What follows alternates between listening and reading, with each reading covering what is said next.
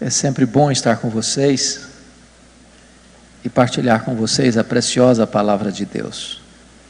O texto que nós vamos ler hoje está na primeira carta do apóstolo João, no capítulo 2.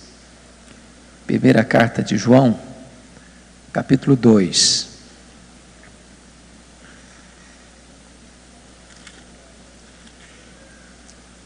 Versículos 1 e 2.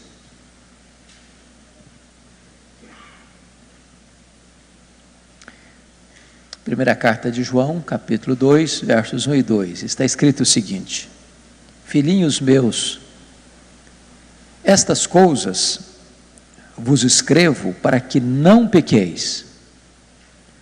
Se todavia alguém pecar, temos advogado junto ao Pai, Jesus Cristo, o justo. E Ele é a propiciação pelos nossos pecados, e não somente pelos nossos próprios, mas ainda pelos do mundo inteiro. Amém? Eu quero conversar um pouco com vocês sobre Jesus, o advogado incomparável. O apóstolo João escreveu esta carta já no final do primeiro século, quando ele era pastor em Éfeso, a capital da Ásia Menor. Era uma grande metrópole, com mais de 300 mil habitantes, por onde Paulo havia passado para plantar aquela igreja, e ali experimentar um grande avivamento espiritual. E João escreve esta carta para a igreja daquela época, com um propósito bem específico, que ele deixa claro lá no capítulo 5, versículo 13 desta mesma carta, quando diz assim: estas coisas vos escrevi, a fim de saberdes que tendes a vida eterna, a vós outros que credes em o nome do Senhor Jesus. Ele escreve esta carta para dar garantia, para dar segurança, para dar certeza para aqueles crentes que viviam tão instáveis, tão inseguros, tão vulneráveis com respeito a esta convicção de fé. E nesta carta, o apóstolo João vai nos apresentar Jesus como advogado incomparável. Mas esta imagem de Jesus como advogado pressupõe algo óbvio, claro, eloquente, que é um tribunal. Você não pensa em advogado se você não pensa num tribunal. Mas que tribunal é esse? A Bíblia diz que todos pecaram e destituídos estão da glória de Deus.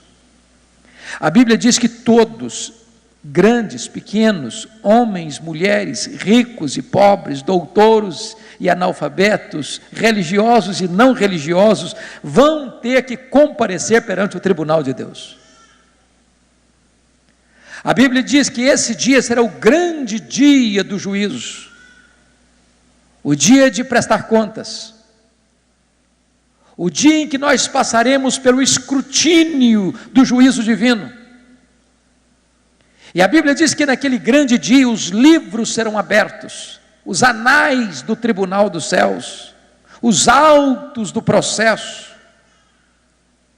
E quando nós estivermos lá na presença do reto juiz, daquele que tem competência e poder para julgar vivos e mortos, esses livros então serão abertos.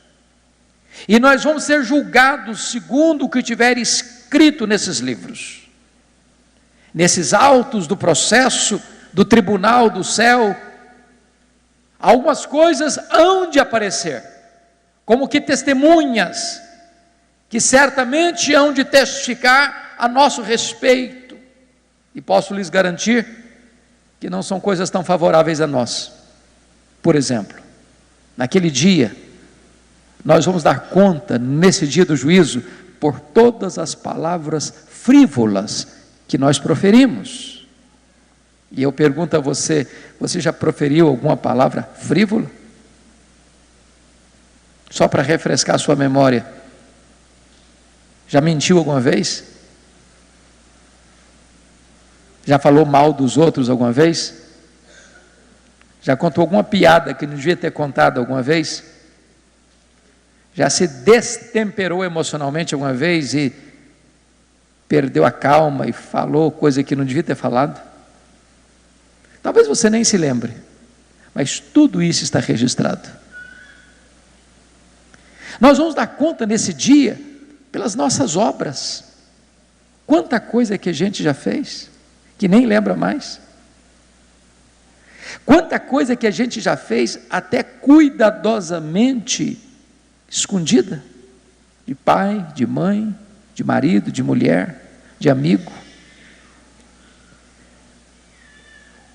E que, embora tenha ficado nos bastidores do anonimato, essas coisas são escandalosas lá no céu. Nós vamos dar conta no dia do juízo por aquilo que deixamos de fazer. Talvez os pecados mais numerosos que nós temos cometido hoje são os pecados da omissão, de saber que devemos fazer o bem e não fazemos. É uma cena bíblica do grande dia do juízo, registrada em Mateus 25, 31 a 46, cujos pecados todos enumerados ali naquele dia do juízo são pecados de omissão. Estive com fome e não me deste comer, estive com sede e não me deste beber, estive enfermo e não me visitaste, estive preso e não fostes ver-me, forasteiro e não me abrigaste, nu e não me vestiste. Mas diz a Escritura que quando nós comparecermos perante o grande tribunal de Deus, nós seremos escrutinados e julgados pelos nossos pensamentos e desejos.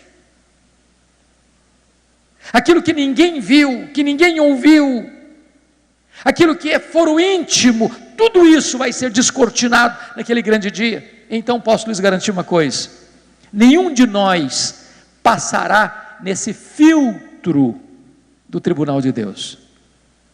Então deixa eu dizer uma coisa para você: você precisa de um bom advogado, de um grande advogado, de um incomparável advogado. E aqui prestem atenção que Jesus nos é apresentado assim: filhinhos meus. Olha a doçura com que João se dirige às pessoas. Estas coisas eu vos escrevo para que não pequeis. Em outras palavras, você e eu não temos licença para pecar. Você e eu não temos permissão para pecar. Você e eu somos ordenados expressamente a não pecarmos. Mas você diz: puxa vida, mas eu pequei. E agora? O que é que eu vou fazer? Irmãos, quantas pessoas se desesperam? Quantas pessoas, ao caírem numa desgraça moral, ao cometerem um deslize, ao fracassarem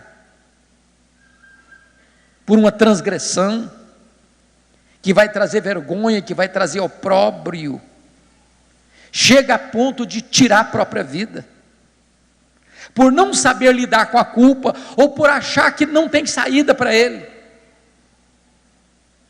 E aqui nessa conjuntura, João diz o seguinte: se todavia alguém pecar, temos advogado junto ao Pai, temos um intercessor, temos alguém que vai tomar nossa causa, que vai defender nossa causa, que vai abrir para nós uma clareira de esperança, que vai trazer para nós uma solução real, concreta e uma vitória plena e absoluta em nossa causa diante do tribunal de Deus. Quem é esse Jesus? Que tipo de advogado ele é? Então eu gostaria de, à luz desse texto, olhar 3 verdades sobre Jesus como advogado incomparável. Primeiro, ele é o advogado incomparável quanto ao seu caráter. Olha comigo o versículo 1. Se todavia alguém pecar, temos advogado junto ao Pai, Jesus Cristo o justo. o justo.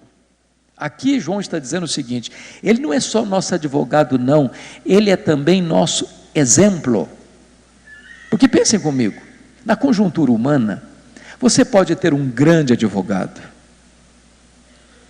profundo no conhecimento, douto na ciência do direito, eficaz na sua prática jurídica, que alcança resultados extraordinários para os seus clientes.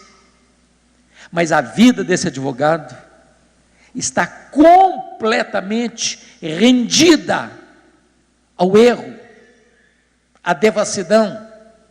A vida pessoal dele está completamente torta. E não obstante isso, ele consegue resultados excelentes para os seus clientes. Em outras palavras, muitos advogados ou qualquer outra profissão que um homem exerce, é possível existir um abismo entre aquilo que ele fala e aquilo que ele faz, entre o seu discurso e a sua ética, entre a sua prática de trabalho e a sua vida pessoal. Mas aqui Jesus Cristo se nos apresenta como o advogado, o justo. Nele nunca houve pecado. Ele é luz, não há treva nenhuma nele. Ele é a verdade, não há nenhum engano nele. Ele é justo, não há qualquer injustiça na vida dele e na prática de conduta dele. Ele nunca pecou. Nunca alguém pôde acusá-lo de pecado de uma maneira honesta que pudesse prevalecer. Mas olha comigo outra coisa. No tribunal de Deus, somente um advogado justo poderia nos valer, irmãos. Porque notem comigo, no tribunal dos homens, a lei é torcida, muitas vezes. Testemunhas são subornadas, muitas vezes. Juízes são corrompidos, muitas vezes. Sentenças são vendidas a peso de ouro, muitas vezes. Nos tribunais da terra, muitos inocentes saem culpados, muitos culpados saem como inocentes. No tribunal dos homens, vemos um Herodes no trono e um João Batista na cadeia. No tribunal dos homens, nós vemos um Pilatos julgando e Jesus de Nazaré sendo julgado. Por isso, diante de Deus, nós precisamos de um tribunal justo e de um advogado justo. Terceiro, Jesus nunca transigiu com o erro. Pensem vocês, um advogado hoje, quando você acha que ele é um grande advogado, via de regra, ele é perito em usar espertezas humanas, até para manipular a lei, usando de subterfúgios para defender seus clientes. Jamais, entretanto, Jesus usou as chamadas filigranas da lei para alcançar favores. Por exemplo, o diabo chegou a ponto de oferecer-lhe um reino, se ele prostrado o adorasse. Os judeus, no seu tempo, quiseram fazer dele um rei. Se você perceber, ele jamais cedeu a isso.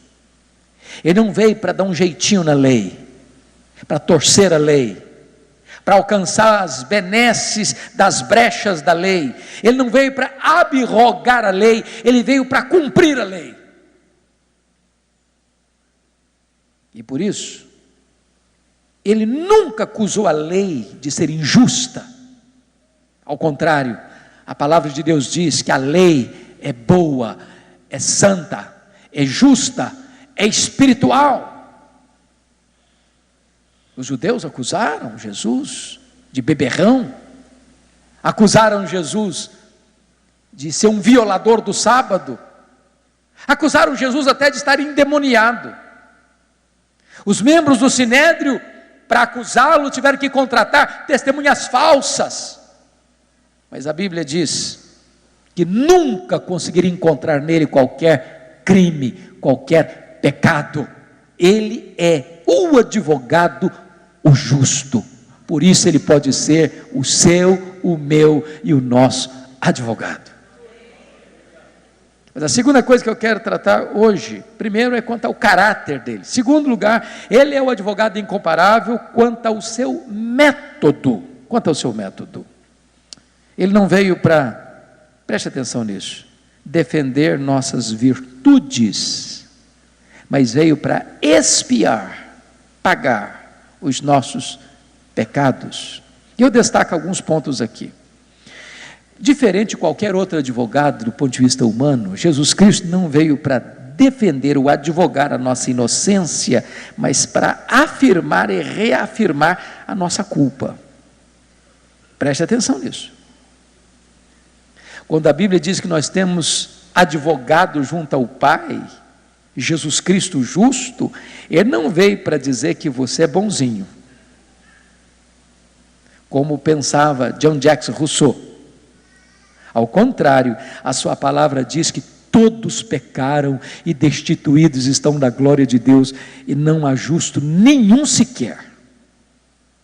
Segundo, Jesus não veio para dizer que você tem méritos diante de Deus para ser absolvido lá no seu tribunal. Ao contrário, a Bíblia diz que pela graça sois salvos mediante a fé. Isso não vem de vós, é dom de Deus, não de obras para que ninguém se glorie. Então não pense você que você vai chegar lá no tribunal de Deus e dizer o seguinte: não, mas eu fiz por onde, eu mereci, eu fiz tanta coisa boa, eu ajudei os outros, eu fui uma pessoa honesta, fui um trabalhador, cuidei bem da minha família, fui até religioso, até frequentei a igreja, então eu tenho méritos para chegar aqui e ser absolvido. Não, absolutamente não. Nenhum de nós passa pelo crivo da perfeição que a lei exige. Então ele não veio para defender que você tem méritos, ele admite e reafirma a sua, a minha, a nossa culpa. Terceiro, Jesus não veio para dizer que você é inocente. A Bíblia diz que Deus não inocentará o culpado. Quem é culpado? Todos. Sabe o que a Bíblia diz? A alma que pecar, essa morrerá. Quarto, Jesus não veio para dizer que você é livre. Ao contrário, a Bíblia diz que aquele que pratica o pecado é escravo do pecado. Mas se o Filho vos libertar, verdadeiramente sereis livres. Livres. Preste bem atenção, irmãos, o homem é escravo de algo ou de alguém. Quando você é convertido a Jesus, você sai da escravidão do pecado, do mundo, da carne e do diabo, para uma outra escravidão. Agora você é servo da justiça. Agora você é servo de Deus. A diferença é que quando você era escravo lá, você era um escravo. Aqui você é um escravo livre. Porque quanto mais escravo de Jesus você for, mais livre você será. Quanto mais você servir a Deus, mais pleno de vida você será. Você terá mais plenitude de vida. Mas um homem que é viciado no pecado, ele não consegue largar por ele mesmo. Viciado em cigarro, é dominado pela nicotina, é viciado na cocaína, ou na maconha, ou no crack, ele é dependente daquela droga, ele é viciado no álcool, ele é dominado pelo álcool, ele é viciado em pornografia, ele liga o seu computador e ele fica arrastado, assim, compulsivamente, para ir para as águas turvas e lodacentas da promiscuidade sexual. O homem é escravo, e é Jesus quem veio para libertar o homem, para transformar a vida dele, para quebrar essas correntes, para quebrar essas amarras do seu pecado e do seu vício. Quinto lugar, Jesus não veio para dizer que você é uma pessoa iluminada. A Bíblia diz que a luz veio ao mundo, mas os homens amaram mais as trevas do que a luz, porque as suas obras eram más. Então, Jesus veio ainda, não para dizer que você, ao ser sincero na sua religião, está tudo bem com você. Isso é um engodo, isso é um engano que muita gente ainda pensa hoje. O que importa é ter uma religião, o que importa é ser sincero. Isso não é verdade. A Bíblia diz: há caminhos que ao homem parecem direito, mas ao final são caminhos de morte. Se você tomar um veneno, pensando que você está tomando um remédio, você vai morrer, mesmo que você seja sincero. Se você quiser ir para o sul e pegar um carro rumo ao norte, você não vai chegar no sul, você vai para o norte. Só tem um caminho para o céu, é Jesus. Se você tomar outro caminho, você não chega no céu. Só tem uma porta para o céu, é Jesus. Se você tentar entrar por outra porta, no céu você não chega. Então não basta a sua sinceridade. Não basta a sua sinceridade. Desta forma, preciso dizer para vocês que Jesus veio para mostrar que só os que se reconhecem pecadores e doentes podem ser salvos. Ele diz: eu não vim chamar justos, eu vim chamar pecadores. Será que então tem gente justa e tem gente pecadora? Não, nem isso não. Tem gente que, embora pecadora, se acha justa. Será que então tem gente sã e gente doente? Não. Todos aos olhos de Deus são doentes, mas tem gente que, embora doente, acha que não tem doença. Sabe qual é o pior pecador? É aquele que, não obstante ser pecador, acha que não é. E aquele que acha que não é pecador, sabe o que vai acontecer com ele? Ele não sente necessidade do Salvador, então ele não busca Jesus. E Jesus Cristo diz: eu vim chamar pecadores, aqueles que reconhecem que precisam, aqueles que reconhecem que não podem ser absolvidos no tribunal de Deus por seus próprios méritos. Esses, e somente esses, buscarão em Jesus o advogado, o justo. Segundo lugar, irmãos, Jesus não veio para falar por você, mas para morrer por você. Preste atenção nisso. A palavra advogado aí na sua Bíblia, na língua grega, é a palavra parácletos. E essa palavra grega parácletos é formada de um prefixo pará ao lado de e o verbo kletos. De onde vem também a palavra igreja. Igreja. Eclesia, um povo chamado para fora. Parácletos é alguém chamado para estar do lado de. Um advogado é alguém que está do seu lado, para defender você, para interceder por você, para colocar-se em sua defesa, diante das acusações ou dos processos que você está enfrentando. Isso é um advogado. Mas notem que Jesus é incomparável, porque ele não veio apenas para estar do seu lado, ele veio para estar no seu lugar. Ele veio para assumir o seu lugar como seu substituto. Como você no tribunal de Deus está condenado, não há chance de você ser absolvido pelos seus méritos, pelas suas obras, pelas suas palavras, pelas suas omissões, por aquilo que você sente e deseja no seu coração. Você está à luz da lei, condenado. Então ele veio não para defender você, está do seu lado, ele veio para sofrer nele mesmo a penalidade que cairia sobre a sua cabeça. Ele veio para morrer em seu favor, em seu lugar, e pagar a sua dívida. Então notemos isso. O versículo 2 está escrito assim: e ele é a propiciação pelos nossos pecados. Esta palavra propiciação é uma das palavras mais solenes da Bíblia. Sabe o que significa propiciação? Propiciação significa afastar a ira. Que ira? Você sabia que Deus se ira? Você sabia que Deus não pode ser bonachão? Você sabia que Deus não pode contemplar o mal e ter prazer no mal? Porque um ser que não se ira é um ser defeituoso moralmente. Imagine você tendo duas realidades na sua frente, um pratica o bem, o outro pratica o mal. Você tem o mesmo prazer naquele que pratica o bem como naquele que pratica o mal? Você reage da mesma maneira? Se você reage da mesma maneira, significa que você é um ser depravado moralmente, torto moralmente.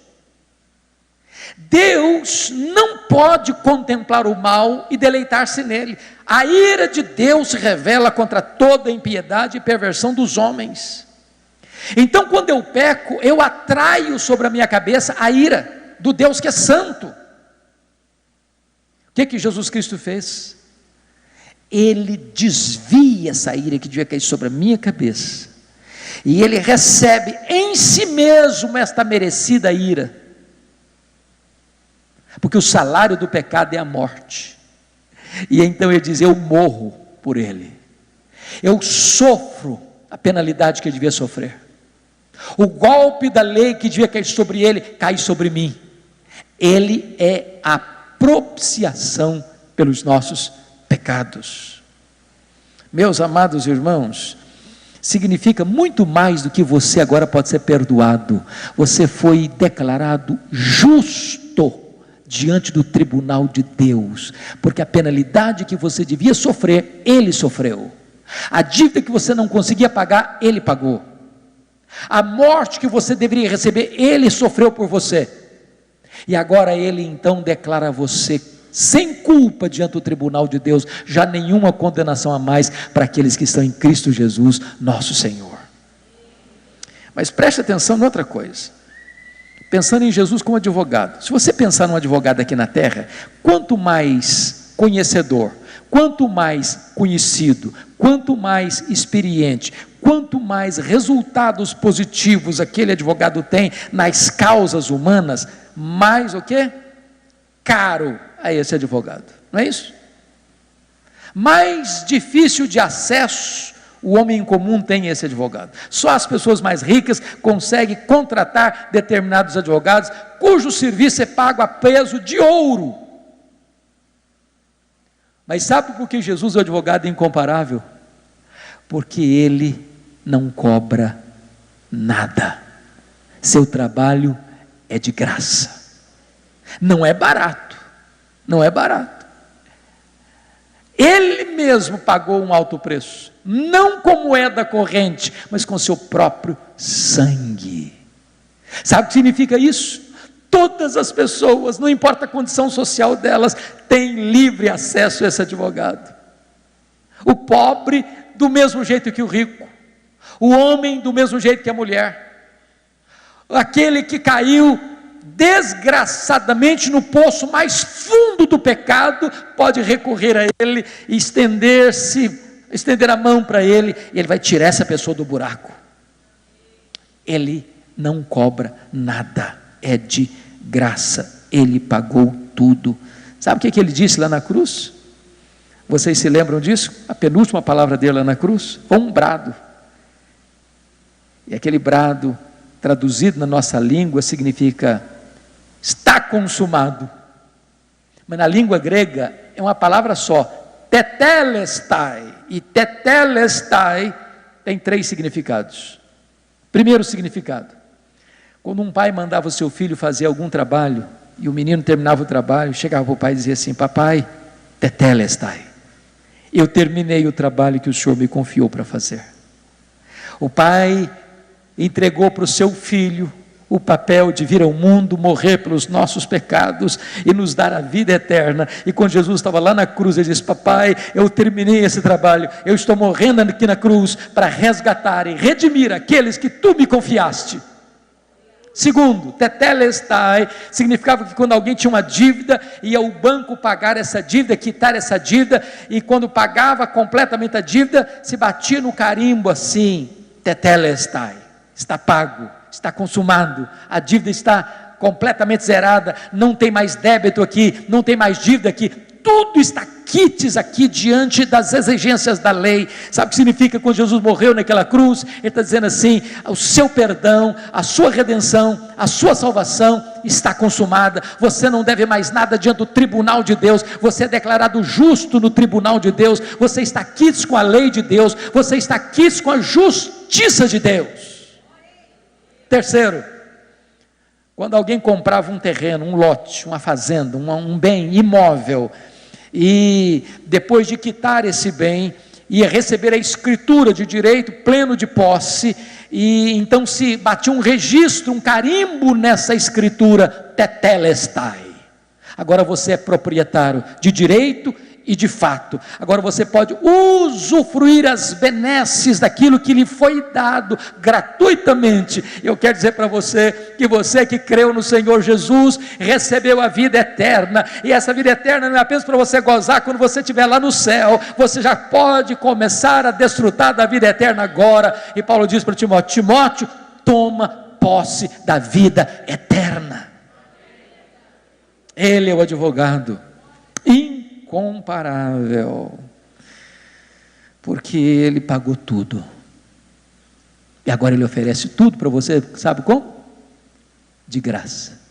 Pela graça sois salvos mediante a fé. Isso não vem de vós, é dom de Deus. Eu já, salvo o melhor juízo, já contei essa ilustração aqui, mas tem muita gente nova aqui, que se eu contei, eu não me lembro se contei, precisa ouvir. Era o ano de 1978, quando eu entrei no seminário de Campinas, e naquela ocasião teve uma grande concentração evangelística no Parque Taquaral. O convidado para pregar naquela ocasião foi Nilson Fanini, que alguns aqui certamente já ouviram falar dele, talvez outros já tiveram o privilégio de ter conhecido pessoalmente. E naquela ocasião ele pregou sobre Efésios 2:8, pela graça sois salvos mediante a fé. Isso não vem de vós, é dom de Deus, não de obras para que ninguém se glorie. E ele contou para nós o que significa graça. Porque o que é graça? Alguém disse que graça é um presente imerecido. Então ele contou o seguinte: havia um professor de escola bíblica dominical, numa região muito carente, num bairro muito perigoso socialmente da cidade, e algumas crianças de região de risco vieram para estudar com ele naquela classe, mas tinha um menino muito irrequieto, com os pés descalços, que vinha para a sua sala, e ele então pensou: eu vou ajudar esse menino.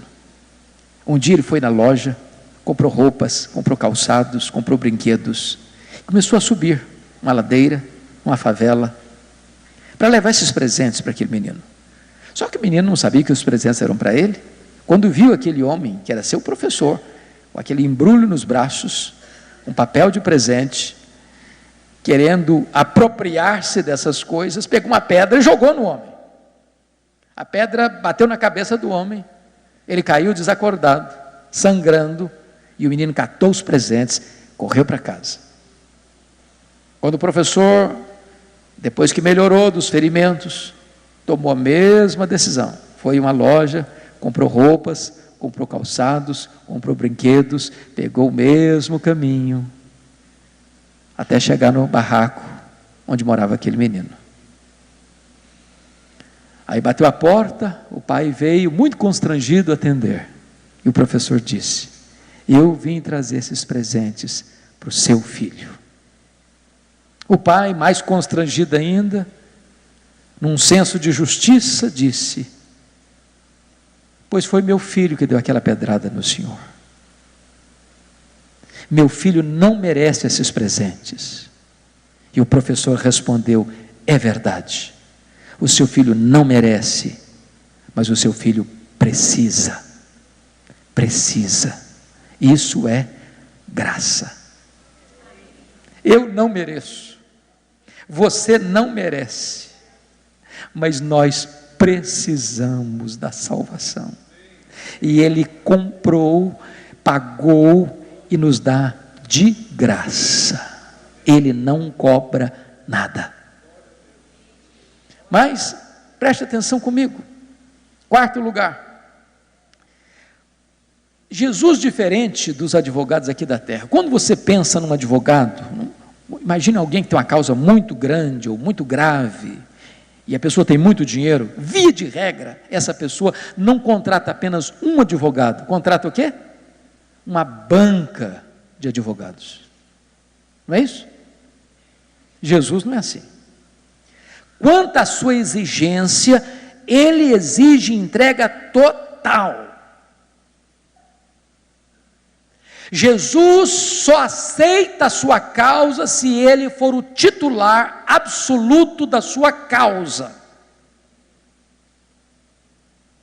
Ou você entrega a causa totalmente a ele, só para ele, ou ele pede subestabelecimento, ou seja, ele não toma a sua causa nas mãos. Não é Jesus mais as suas obras, não é Jesus mais os seus merecimentos, não é Jesus mais Maria, não é Jesus mais Pedro, não é Jesus mais Paulo, não é Jesus mais o Papa, não é Jesus mais a igreja, não é Jesus mais o pastor, não é Jesus mais isso, não é Jesus mais aquilo, é só Jesus. Não há nenhum outro nome dado entre os homens pelo qual importa que sejamos salvos, a não ser o nome de Jesus. Não há nenhum outro mediador entre Deus e os homens, a não ser Jesus. Ele, e só Ele, é competente para dar a você perdão, vida eterna e livre acesso à presença de Deus. Mas agora vamos para o último ponto. Nós falamos que Jesus é o advogado incomparável por 3 razões. Primeiro, por causa do seu caráter. Segundo, por causa do seu método. Terceiro, por causa da sua eficácia. Ele nunca perdeu uma ação. Nunca. Jamais alguém chegou para Jesus com o coração quebrantado, arruinado, machucado, ferido, depravado, prisioneiro do vício, do pecado, das mazelas deste mundo, com o coração quebrado e arrependido, e Jesus diz assim: não, bom, o seu caso é muito complicado, não dá para mim não. Não, eu posso muita coisa, mas no seu caso não dá mais. Não tem vida irrecuperável para ele. Não tem pecado que ele não perdoe. Não tem vida tão arruinada que ele não restaure. Gostei da primeira música. Coração ferido, mas ele restaura, ele transforma, ele perdoa, ele faz tudo de novo. Tem esperança para o assassino, tem esperança para o ladrão, tem esperança para o traficante, tem esperança para o drogado, tem esperança para o bêbado, tem esperança para o adúltero, tem esperança para aquele que tem uma vida depravada moralmente, tem esperança para aquele que caiu. Ele nunca perdeu uma causa. Então preste atenção comigo, algumas coisas aqui que eu quero destacar.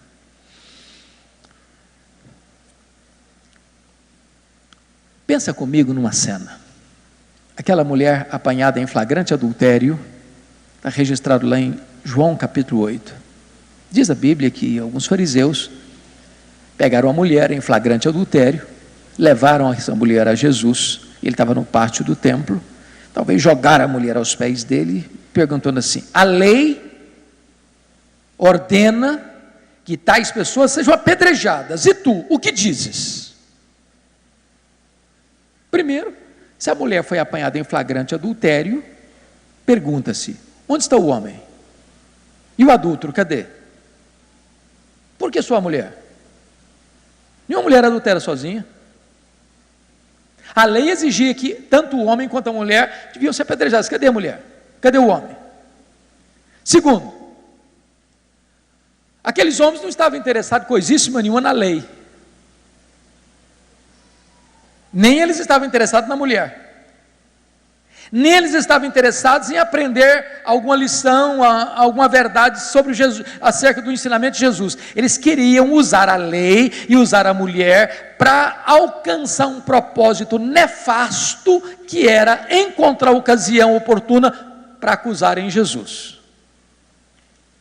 Então diz a Bíblia que Jesus, em vez de responder, ficou em silêncio, porque Jesus é maravilhoso. Quando alguém fazia uma pergunta de algibeira para ele, sabe o que ele fazia? Ou devolvia a pergunta, botando enrascada a pessoa que queria enrascá-lo,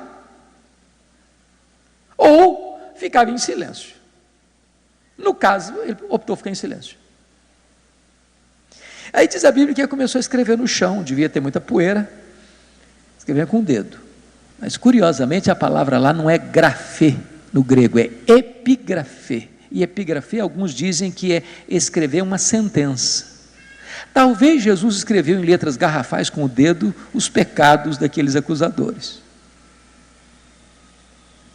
Como eles insistiam na pergunta, o que dizes?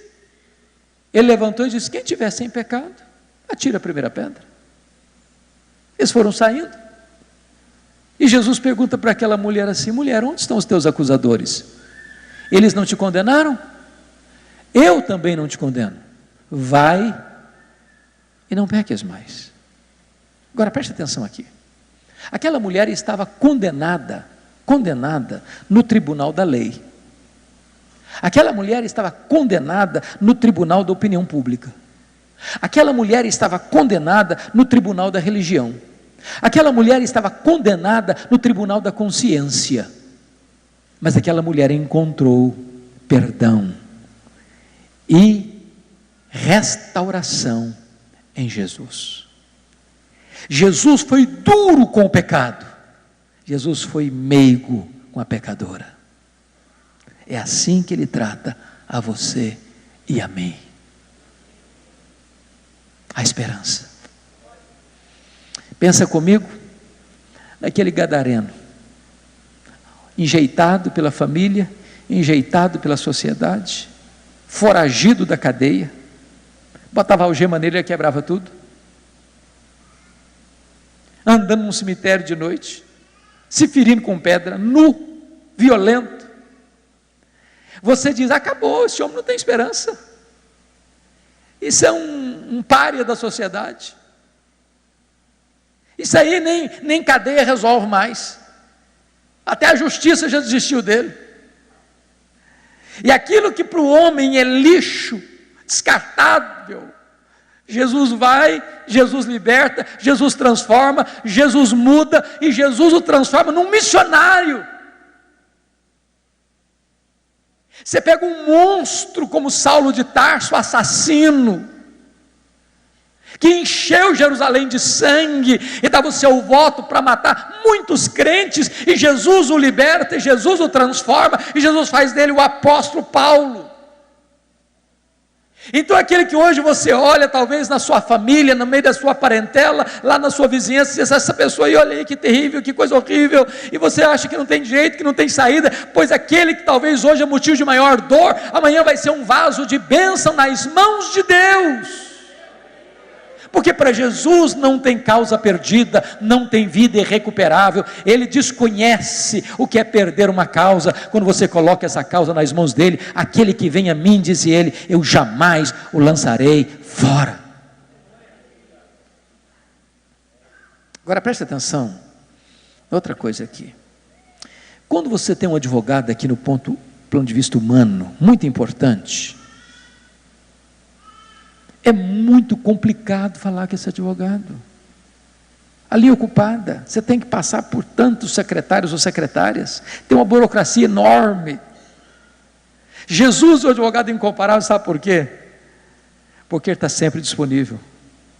Você pode falar com ele de dia, você pode falar com ele de noite, você pode falar com ele de madrugada, você pode falar com ele deitado, você pode falar com ele andando, você pode falar com ele no seu carro, você pode falar com ele onde você estiver, no hospital, em qualquer lugar, ele atende, a linha dele não está ocupada. Você pode falar com ele a qualquer hora, em qualquer lugar, sob qualquer circunstância. Ele não está de viagem, ele não está desocupado, ele não está ocupado, ele não está dormindo, ele está atento a você, disponível para você, a qualquer hora, a qualquer instante, como seu representante, como seu fiador, como seu intercessor, como seu sumo sacerdote, como seu advogado. Pronto para consolar, pronto para curar, pronto para perdoar, pronto para restaurar, pronto para fazer tudo novo na sua vida. Mas preste atenção, Jesus não cuida apenas das causas terrenas, mas também das eternas. Pense comigo, no melhor advogado que você possa imaginar no Brasil ou no mundo, ele só pode trabalhar em causas terrenas, humanas, que vai do berço à sepultura. Dali para frente, ele não tem mais nenhuma influência.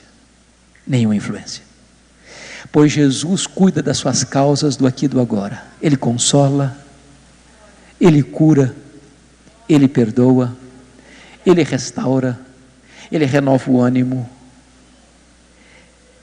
Ele dá saúde, Ele dá prosperidade, Ele dá salvação. Mas quando você tiver que cruzar o val da morte, Ele pega você e leva você para a glória. Ele nos guia com o seu conselho eterno e depois Ele nos recebe na glória. Ele faz tudo por nós e em nós, e quando você vai chegando lá, Ele se levanta e diz: seja bem-vindo, servo bom e fiel, você foi fiel no pouco, agora sobre o muito eu colocarei você, entra no gozo do seu Senhor. Bendito seja Deus, porque nós temos esse grande advogado junto ao Pai, Jesus Cristo, o justo. Mas finalmente, Jesus, quando salva totalmente, e aqueles que confiam nele jamais perecerão. Pensa comigo aqui na advocacia da terra. Se uma pessoa tem um bom advogado, imagine você que esse advogado ganhou a causa, o promotor, ou o advogado de acusação, ou a banca de advogados de acusação, vai fazer o seguinte: apelar para uma segunda instância. Perdeu na segunda instância, ainda apela para a terceira, ou vice-versa. Mas quando Jesus defende a sua causa, sabe o que acontece? Diz: não, você está justificado, não tem mais apelação, não tem mais instância superior para apelar. Sabe por quê? A sua causa foi decidida no Supremo Tribunal Federal do céu, no Supremo Pretório Divino. Não tem instância superior a recorrer. É por isso que a Bíblia pergunta assim: quem tentará acusação contra os eleitos de Deus? É Deus que os justifica. Quem os condenará? É Cristo Jesus quem morreu, ou antes quem ressuscitou, o qual está à destra de Deus e também intercede por nós. É por isso que Paulo diz assim: eu estou bem certo de que nem a morte, nem a vida, nem anjos, nem principados, nem poderes, nem altura, nem profundidade, nem qualquer outra criatura poderá nos separar do amor de Deus que está em Cristo Jesus, nosso Senhor. Quando Ele perdoa você, você está perdoado mesmo. Quando diz que você está justificado, você está justificado mesmo. Quando Ele diz que você tem vida eterna, você tem vida eterna mesmo. Quando Ele diz que você é filho de Deus, você é filho de Deus mesmo. Louvado seja Deus.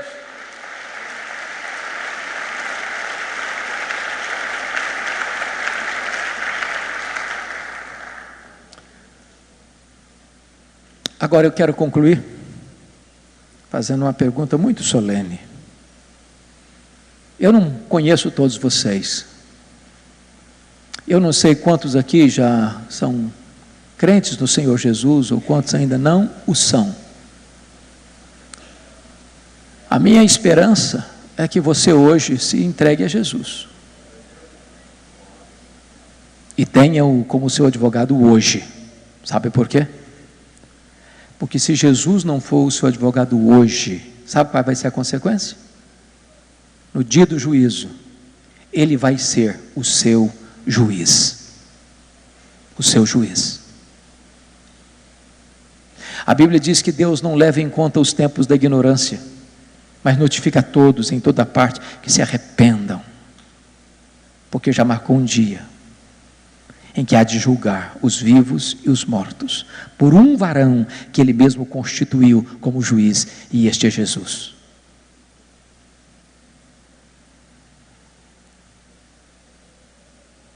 Naquele dia, não haverá revelia no julgamento, não haverá revelia. Sabe por quê? Todos vão comparecer perante o tribunal de Deus.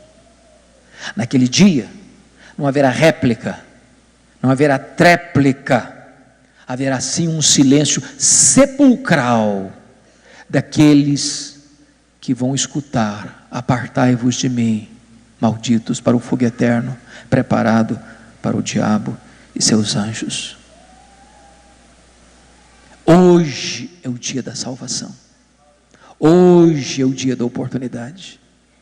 Se hoje você está ouvindo a voz de Deus, não endureça o seu coração. Hoje a porta da graça está aberta. Hoje o Jesus bendito, o supremo advogado, está de braços abertos dizendo para você: você que está cansado, sobrecarregado, oprimido, vem a mim, eu vou aliviar você. Você vai encontrar descanso para a sua alma. Hoje a porta do céu está aberta e Ele convida você para vir a Ele. Feche os seus olhos por um instante.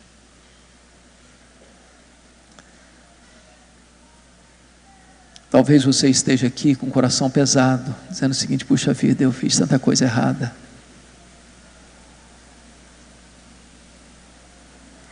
Já fiz tanta loucura na vida.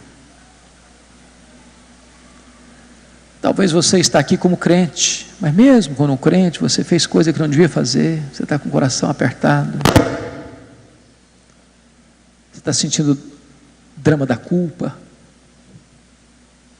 Talvez até tendo pesadelo de noite, o diabo aparecendo, dizendo: você é culpado, você caiu, você fez isso, você fez aquilo outro.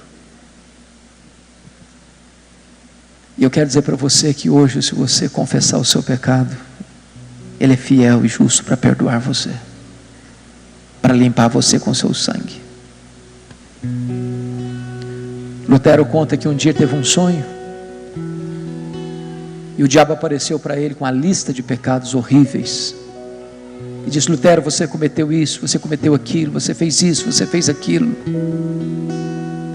E Lutero teve que admitir no sonho: é verdade, eu fiz isso mesmo, eu fiz aquilo mesmo, eu fiz aquilo outro mesmo, tudo isso é verdade. Só tem uma coisa que não está nessa lista: é que o sangue de Jesus me purifica de todo pecado. O sangue de Jesus me purifica de todo pecado. Saia daqui hoje livre. Tire esse peso das suas costas. Tire esse chicote da culpa da sua consciência. Renda-se a Jesus. Confia nele, e o sangue dele vai limpar você de todo o pecado, e você vai receber perdão, e você vai receber salvação, e você vai receber alegria, e você vai receber segurança, e você vai sair daqui hoje abençoado com a maior de todas as bênçãos, a bênção da vida eterna. Se você quer que eu ore por você, onde você está, fique em pé, eu quero orar em seu favor.